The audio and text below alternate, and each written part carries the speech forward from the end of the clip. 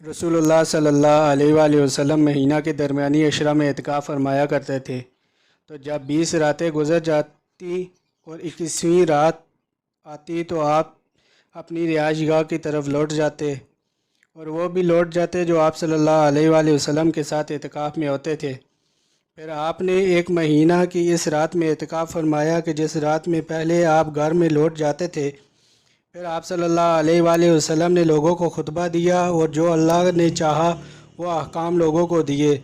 پھر آپ صلی اللہ علیہ وآلہ وسلم نے فرمایا کہ میں پہلے درمیانی عشرہ میں اعتکاف کرتا تھا، پھر میرے لیے ظاہر ہوا کہ میں آخری عشرہ میں اعتکاف کروں، تو جو آدمی میرے ساتھ اعتکاف میں ہے وہ اعتکاف والی جگہ پر رات گزارے، اور مجھے اس رات ليلۃ القدر دکھائی گئی تو میں اس کو بھول گیا ہوں، تو تم اس کو آخری عشرہ کی تاک راتوں میں تلاش کرو۔ اور میں نے خواب میں دیکھا ہے کہ میں پانی اور مٹی میں سجدہ کر رہا ہوں۔ حضرت ابو سعد خدری فرماتے ہیں کہ 21ویں رات بارش ہوئی اور مسجد میں رسول اللہ صلی اللہ علیہ وآلہ وسلم کے نماز پڑھنے کی جگہ میں پانی تو جب آپ صبح کی نماز سے فارغ ہوئے تو میں نے آپ صلی اللہ علیہ وآلہ وسلم کے چہرہ اقدس کی طرف دیکھا تو پانی اور مٹی لگی ہوئی تھی۔